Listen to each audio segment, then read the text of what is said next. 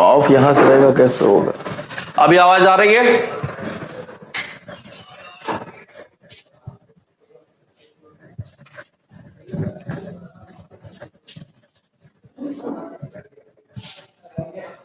चलिए, अभी आवाज आ रही होगी। अब जो भाई साहब क्लास लगाते हैं तो एक बटन है यहाँ पे रेड कलर का, तो वो उन्होंने ऑन करना ही छोड़ दिया। चले शुरुआत कर लेते हैं। बात कर रहे थे कि आज लास्ट क्लास होगी मौर्य साम्राज्य की, और मौर्य साम्राज्य को हमने बहुत ही शानदार तरीके से पढ़ा है। उम्मीद करता हूं कि आप भी इन सारी चीजों को, अभी तक जितना कुछ पढ़ा गया है, उन सारी चीजों को बहुत ही व्यवस्थित तरीके से अपने दिमाग में डालते चले जा रहे होंगे। ये आपकी नैतिक जिम्मेदारी बनती है कि जो भी कुछ हम लोग पढ़ते चले जा रहे हैं, वो सारा का सारा कुछ रोज के रोज आप बिल्कुल समझते हुए और फोकस करें ज्यादा से ज्यादा याद करने पे। मैंने कई बार पहले भी कहा हुआ है, फिर कह रहा हूं कि आपकी परीक्षा में सीधे एक लाइन का तथ्य पूछा जाता है, तो याद करने की ही यहां पे जिम्मेदारी है। लगभग 7-8 प्रश्न आपके इतिहास विषय से पूछे जा सकते हैं, और पूरा का पूरा हम कवर करेंगे। थोड़ा सा टाइम लेंगे जरूर, लेकिन पूरा का पूरा अच्छे तरीके से, व्यवस्थित तरीके से कंप्लीट करेंगे। दोबारा से इस स्तर की किसी परीक्षा के लिए आपको इतिहास विषय पढ़ने की जरूरत न हो। हमने प्रशासन पे बात किया हुआ था मौर्य साम्राज्य के अंतर्गत, और प्रशासन के साथ आज कुछ हम इस समय काल की अर्थव्यवस्था के जो कुछ महत्वपूर्ण बिंदु हैं उस पर बात करेंगे, और थोड़ा सा कुछ बातें आपको बता दिया है, और थोड़ा सा कुछ कला स्थापत्य के संदर्भ में भी बात आपको बताऊंगा। प्रशासन में आपको बताया हुआ था कि प्रशासन की सुविधा के दृष्टिकोण से हम अलग अलग भागों में बांट करके इसको समझ सकते हैं। केंद्रीय प्रशासन के तहत बहुत सारी बातें हमने कर ली हुई थी। केंद्रीय प्रशासन के तहत ही जो लास्ट हमने लाइन लिखा हुआ था, उस पे हमने बेसिकली बात किया हुआ था सैन्य प्रशासन को लेकर के। आपको यह भी बताया हुआ था कि मौर्य साम्राज्य में गुप्तचरों का जाल फैला हुआ था, और इस काल के जो गुप्तचर होते थे उनमें सारे के सारे वर्गों का समावेश देखने को मिलता है। महिला, पुरुष, छोटे बच्चे, भिखारी वगैरह वगैरह, सारे साधु सन्यासी, सब कोई शामिल था गुप्तचरी का कार्य करने में। चाणक्य ने ऐसा पूरा एक सिस्टम ही बना दिया हुआ था। 2 प्रकार के गुप्तचर होते थे, एक संस्था और एक संचरा। घुमक्कड़ किस्म के जो लोग गुप्तचरी का कार्य करते थे उन्हें संचरा कहा जाता था, और एक ही स्थान पर रहते हुए जो गुप्तचरी का कार्य करते थे उन्हें संस्था कहा जाता था। एक और तथ्य बनता है कि इस काल के गुप्तचरों का जो प्रमुख होता था, सबसे प्रमुख अधिकारी जो होता था, उसे महामात्य सर्प कहा जाता था। ये बातें भी नोट करेंगे। इसके अलावा केंद्रीय प्रशासन के बाद हम थोड़ा सा प्रांतीय प्रशासन पे बात करेंगे, और प्रांतीय प्रशासन की बहुत खास जानकारी नहीं मिलती है। प्रांतीय प्रशासन के अंतर्गत एक लाइन में जो बात निकल करके आती है कि प्रांत होते थे, और प्रांतों में बेसिकली जो गवर्नर आदि का पद होता था, तो राजभवन के ही, अर्थात राजा के सगे संबंधी ही, चाहे युवराज चाहे अन्य सगे संबंधी ही, या कोई बहुत ही भरोसे का अगर व्यक्ति है, तो वो शासन करता था प्रांतों में एज अ गवर्नर। अशोक के समय काल में कुल 5 प्रांत थे, इस बात की जानकारी मिलती है। अशोक के अभिलेखों में कुल 5 प्रांतों का उल्लेख मिलता है। वो कौन से प्रांत थे, लेकिन उस जानने के पहले हम इस बात को समझ लें कि मौर्य काल में जो प्रांत होते थे, इन प्रांतों को क्या कहा जाता था। तो इस समय काल के प्रांतों को चक्र कहा जाता था या मंडल कहा जाता था। याद रखेंगे, चक्र याद रखेंगे। मौर्य काल के जो प्रांत होते थे उन्हें बेसिकली चक्र कहा जाता था, या मंडल भी कहीं कहीं लिखा मिला हुआ है। इसके साथ ये जो अशोक के अभिलेख प्राप्त हुए हैं, कुल 5 प्रांतों का अभिलेखों में साक्ष्य मिलता है। ये कौन से प्रांत थे, उनकी राजधानी किस प्रकार की बताई गई है, एक महत्वपूर्ण तथ्य बनता है। सबसे पहले एक नाम आएगा उत्तरापथ, और उत्तरापथ की जो राजधानी बताई गई है वो तक्षशिला बताई गई है। इसके अलावा उज्जैन अर्थात उज्जैनी की बात की गई है, और अवंती इसकी राजधानी। इसके अलावा अवंती, इसकी राजधानी उज्जैनी। इसके अलावा तीसरा एक था दक्षिणापथ, और दक्षिणापथ की जो राजधानी थी वो सुवर्णगिरी थी, और आज जिसे आप हैदराबाद जानते हैं वही प्राचीन काल में सुवर्णगिरी के नाम से जानी जाती थी। इसके अलावा कलिंग क्षेत्र में अगर देखा जाए तो कलिंग को जीतने के बाद अशोक ने इसके 2 मुख्यालय बना दिए थे। कलिंग को जीतने के बाद अशोक ने इसको 2 भागों में, उत्तरी और दक्षिणी भाग में बांट दिया था, लेकिन उत्तरी और दक्षिणी में भी किसी एक को प्रमुख स्थान था, वो था धौली, और कलिंग क्षेत्र में धौली सबसे प्रमुख प्रशासनिक केंद्र रहा, और इसकी जो राजधानी थी वो थी तोसली। इसके अलावा एक 5वें प्रांत का उल्लेख मिलता है प्राच्य या प्राची, और इसी की राजधानी पाटलिपुत्र। अशोक के अभिलेख में ऐसा कुछ बताया गया है। मौर्यकालीन प्रांतों को चक्र या मंडल कहा जाता था। अशोक के अभिलेखों में कुल 5 प्रांतों का उल्लेख देखने को मिलता है: उत्तरापथ, अवंती, दक्षिणापथ, कलिंग और प्राची या प्राची। इनकी राजधानी कौन सी है वो भी आपको बताया। एक और प्रश्न बनेगा कि मौर्य काल में कौन सा, निम्नलिखित में से कौन सा एक अर्ध स्वतंत्र राज्य था? तो आपको शायद जानकारी होगी कि अर्ध स्वतंत्र अगर राज्य पूछा जाए तो इसका उत्तर होगा सौराष्ट्र। सौराष्ट्र को जीता जरूर था, लेकिन अपना एक गवर्नर वहां पे बैठा दिया, लेकिन जो वहां पे राजकाज करता था उसको एज इट इज ही आगे बढ़ा दिया, लेकिन नियंत्रण रखने के लिए अपना एक आदमी जरूर चंद्रगुप्त ने वहां पे बैठा दिया था। सौराष्ट्र को भले ही चंद्रगुप्त ने जीता, लेकिन सीधे सीधे उसको मौर्य साम्राज्य में मिलाता नहीं है, बल्कि उसको एक अर्ध स्वतंत्र राज्य का ही दर्जा देकर के आगे बढ़ाता है, और अपना एक गवर्नर वहां पे जरूर बैठा दिया। अर्ध स्वतंत्र राज्य कौन सा था? सौराष्ट्र था। और आप सारे लोगों को जानकारी होगी कि चंद्रगुप्त मौर्य के समय यहां का गवर्नर पुष्यगुप्त वैश्य था, जिसने सुदर्शन झील का निर्माण कराया हुआ था, जबकि अशोक के समय यहां का जो गवर्नर था उसका नाम था तुशास्व। आप पहले भी इन बातों को नोट किए हुए हैं। प्रांत का जो बंटवारा था, तो प्रांत बटा होता था जिला में, जिला बटा होता था गांव में। इस काल में जो जिले होते थे, मौर्य काल में जो जिले होते थे, उन्हें आहार कहा जाता था। याद करेंगे, आहार क्या होता था? जिले को आहार कहा जाता था, या इसे ही विषय कहा जाता था। अर्थात मौर्य काल में जो जिले होते थे उन्हें आहार कहा जाता था और विषय भी कहा जाता था, और जो जिले का प्रशासन तंत्र चलाता था, मुख्य जो अधिकारी होता था, उसे विषयपति कहा जाता था। विषयपति। गांव का जो प्रमुख होता था उसे ग्रामिक कहा जाता था। जिले को आहार या विषय कहा जाता था। विषयपति सबसे प्रमुख अधिकारी था। अब एक तथ्य यहीं पे जुड़ता हुआ दिखाई पड़ेगा कि युक्त, रज्जुक और प्रादेशिक, नाम सुना है आपने, युक्त, रज्जुक और प्रादेशिक किस स्तर के अधिकारी थे? तो ये तीनों के तीनों जिला स्तर के ही अधिकारी थे। जिला लेवल के, डिस्ट्रिक्ट लेवल के ही ये अधिकारी थे। इसमें एक तथ्य और जुड़ जाएगा कि रज्जुक को अशोक ने अपने शासन के 27वें राज्याभिषेक के 27वें वर्ष एक अलग से उत्तरदायित्व सौंप दिया था। उसे न्याय करने का भी अधिकार सौंप दिया, अर्थात न्यायिक अधिकार भी सौंप दिया था, जिसके कारण रज्जुक के प्रतिष्ठा में, अधिकार में और ज्यादा वृद्धि हुई। एक तथ्य और बनता है कि निम्नलिखित में से कौन सा एक ग्रामीण जन कल्याण से जुड़ा हुआ, ग्रामीण जन कल्याण से जुड़ा हुआ अधिकारी था? तो उसका भी उत्तर होगा रज्जुक।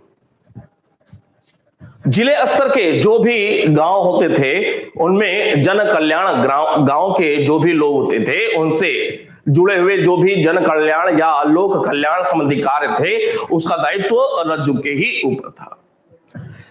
एक और महत्वपूर्ण तथ्य यहां पे दिखाई देता है, मेगस्थनीज साहब एक महत्वपूर्ण बात करते हैं। मेगस्थनीज ने दो अन्य अधिकारियों का उल्लेख किया है अपनी भाषा में, दो अन्य अधिकारियों का उल्लेख किया हुआ है। बहुत ही महत्वपूर्ण है। परीक्षा में मुझे लगता है कि 5-6 वर्ष पहले ही यहां से प्रश्न पूछा गया है, हाल फिलहाल में कभी भी प्रश्न नहीं पूछा गया किसी भी परीक्षा में। मेगास्थनीज ने दो अन्य अधिकारियों का उल्लेख किया है, जो सिर्फ और सिर्फ मेगास्थनीज ने ही किया है, कहीं और इसका साक्ष्य देखने को नहीं मिलता है। एक है एग्रोनोमई और एक दूसरा है अरिस्टोनोमोई। एग्रो शब्द से आप समझ सकते हैं कि ये किस प्रकार का अधिकारी रहा होगा। ये गांव से जुड़ा हुआ कोई अधिकारी रहा होगा जिसे अपनी भाषा में एग्रोनोमई शब्द दिया है मेगास्थनीज ने, और अरिस्टोनोमोई नगर से जुड़ा हुआ अधिकारी था। एग्रोनोमोई और अरिस्टोनोमोई किस प्रकार के अधिकारी थे, तो मेगास्थनीज ने उल्लेख किया हुआ है इन दोनों अधिकारियों का, कहीं अन्यत्र उल्लेख नहीं मिलता है। मेगास्थनीज ने गांव से जुड़े हुए अधिकारी को एग्रोनोमोई कहा है, जबकि नगर से जुड़े हुए अधिकारियों को अरिस्टोनोमोई कहा है। इसके साथ साथ जब नगर की बात आ रही है तो एक तथ्य और बनेगा मेगास्थनीज को लेकर के कि निम्नलिखित में से किसने नगर प्रशासन के संदर्भ में समिति व्यवस्था का उल्लेख किया है। तो जैसे हमने सैन्य प्रशासन के संदर्भ में देखा हुआ था, मेगास्थनीज बताता है सैन्य प्रशासन के संदर्भ में कि 30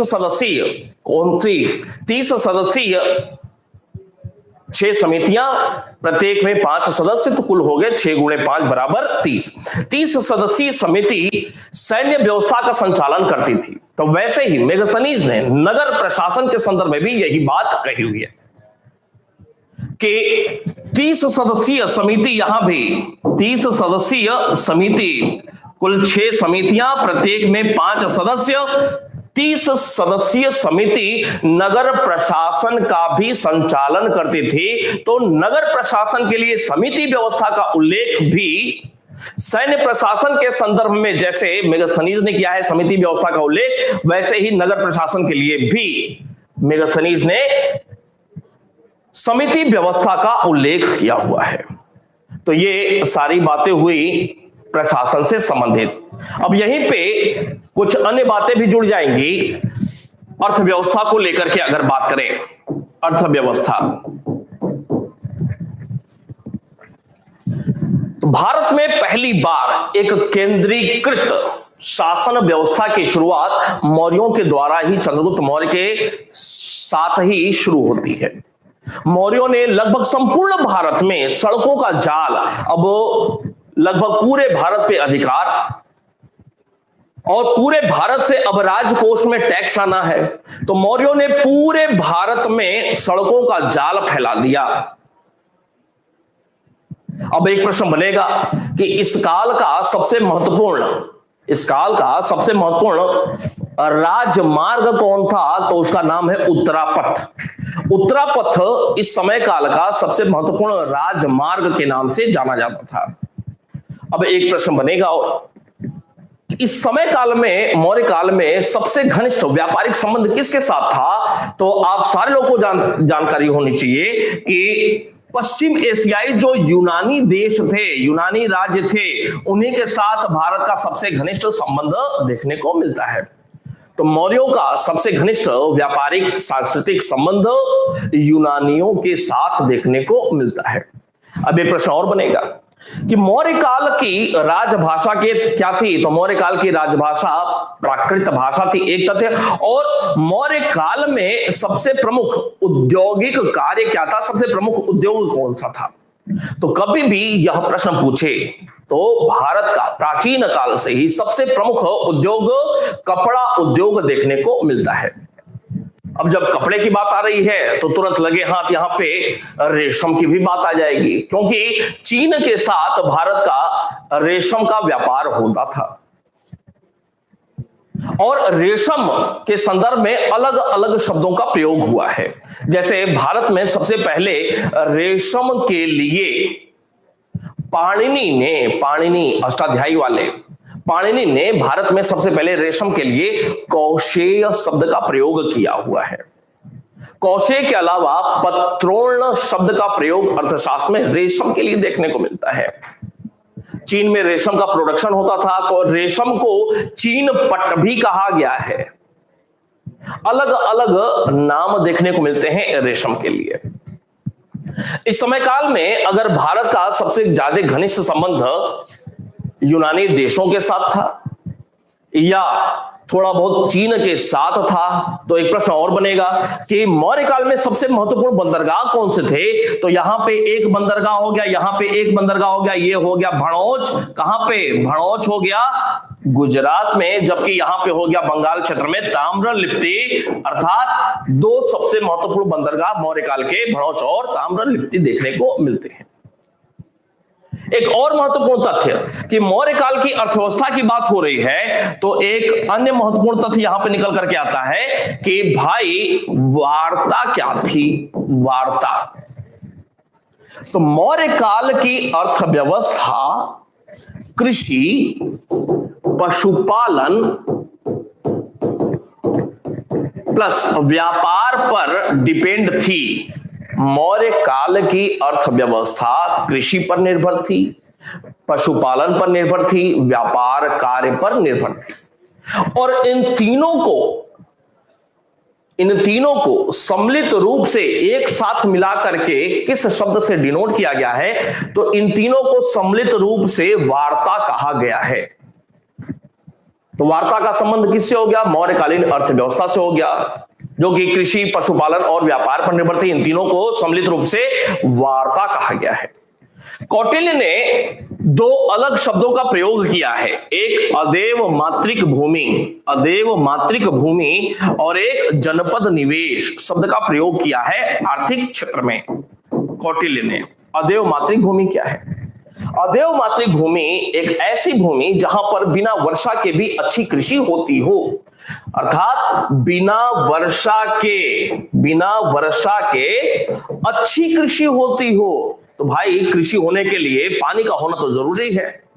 अब बिना वर्षा के किसी कृषि भूमि में सिंचाई का कार्य कैसे हो सकता है? तो ऑब्वियस है, अगर कोई कृषि भूमि से फसल लहलहा रही है और वर्षा नहीं हो रही है, तो कॉमन सेंस लगाया जा सकता है कि इस प्रकार की भूमि में जरूर कृत्रिम साधन का प्रयोग किया गया होगा, आर्टिफिशियल सोर्सेस का यहां पे प्रयोग किया गया होगा। तो जो कौटिल्य साहब अदेव मात्रिक भूमि का उल्लेख करते हैं, उसका मतलब यही है कि ऐसी कृषि भूमि जिस पर बिना वर्षा के अच्छी कृषि पैदावार होती है, अब बिना वर्षा के तो कृत्रिम साधनों का प्रयोग करते हुए जिस कृषि भूमि पर फसल उत्पादन हो रहा है, अच्छा हो रहा है, उसे अदेव मात्रिक भूमि कही गई है। जनपद निवेश क्या है? तो बंजर भूमि को आबाद करने की जो प्रक्रिया थी, आबाद करना की जो प्रक्रिया थी, उसे ही जनपद निवेश कहा जाता था। बात समझ में आ रही है भाई? बताएंगे हाँ। जनपद निवेश बंजर भूमि को आबाद करने की जो प्रक्रिया होती थी, उसे जनपद निवेश कहा जाता था।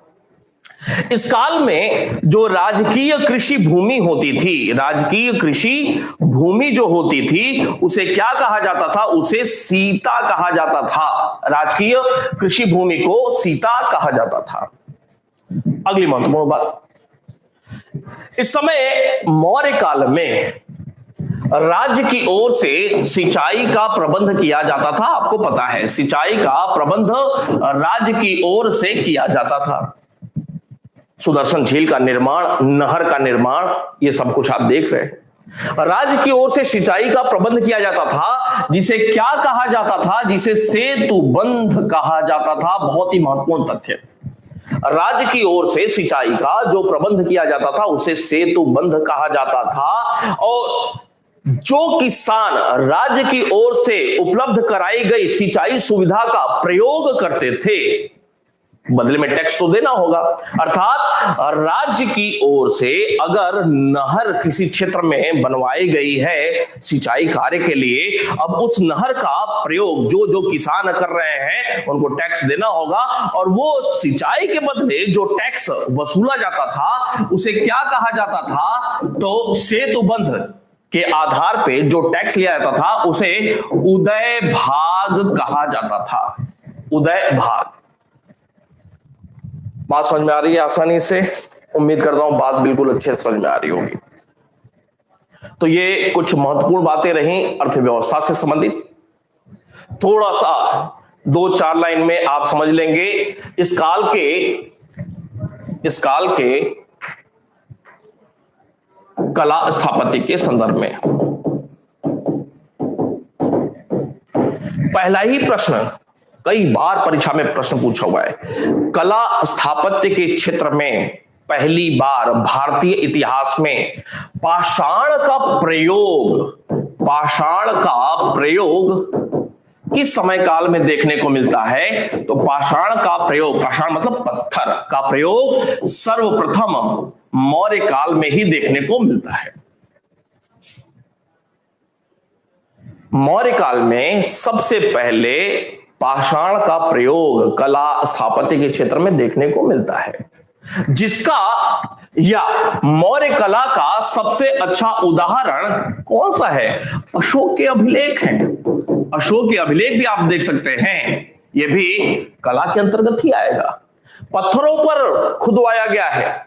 या इसके साथ साथ आप एक और एग्जांपल देख सकते हैं, अशोक का एकाश्म स्तंभ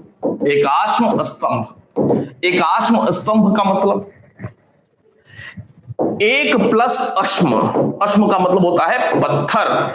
एक ही पत्थर को तराश करके जो रूप दिया गया उसे ही एकाश्म कहा गया। अर्थात एक ही पत्थर को तराश करके स्तंभ का रूप दिया गया, उस स्तंभ को एकाश्म स्तंभ कहा जाएगा।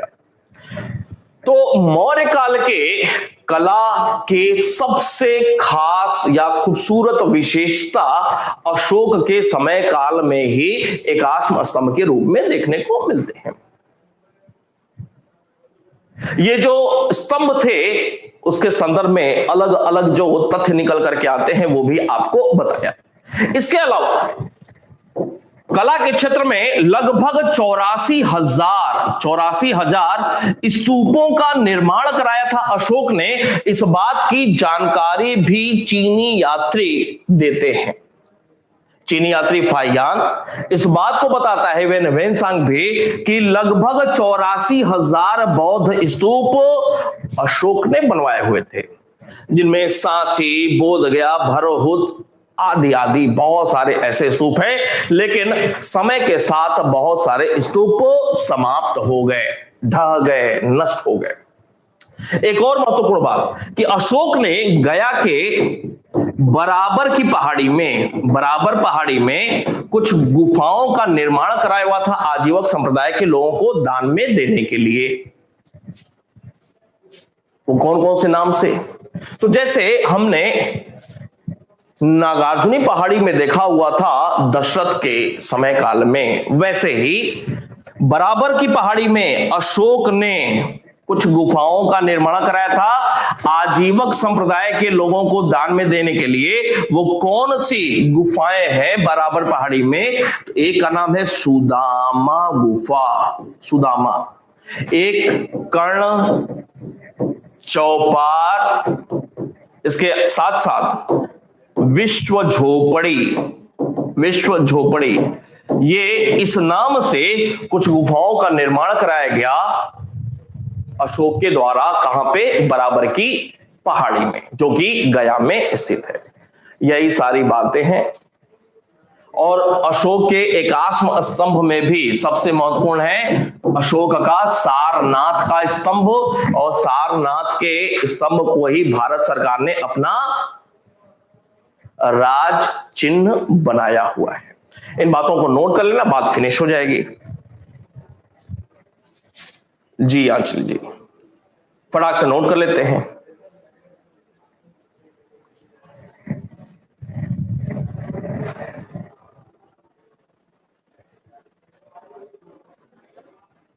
बात समझ में आई भाई? बताएं।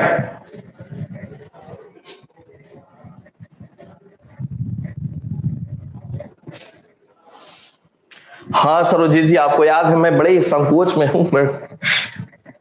आज सोमवार का दिन है, मुझे पूजा करने के लिए 4 बजे का ही टाइम होता है, लेकिन जो है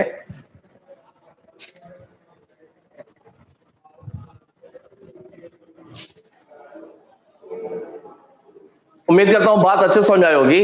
अगर आपकी इजाजत हो तो मैं इस चीज को कल लिखवा दूं क्या? जी रूबी जी, फिर कल से हम लोग मौर्योत्तर की भी शुरुआत कर लेंगे।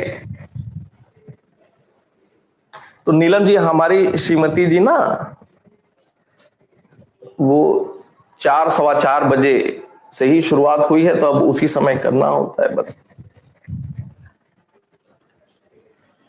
जी बहुत बहुत धन्यवाद आप लोगों का। तो कल इनको नोट कर लेंगे और फिर आगे क्लास भी शुरुआत कर लेंगे मौर्योत्तर काल की।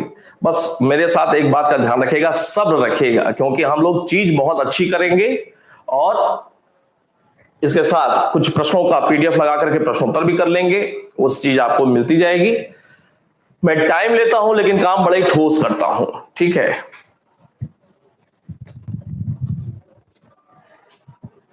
ठीक है फिर, ठीक है, ठीक है। बहुत बहुत धन्यवाद आप लोगों को। मिलते हैं फिर, धन्यवाद।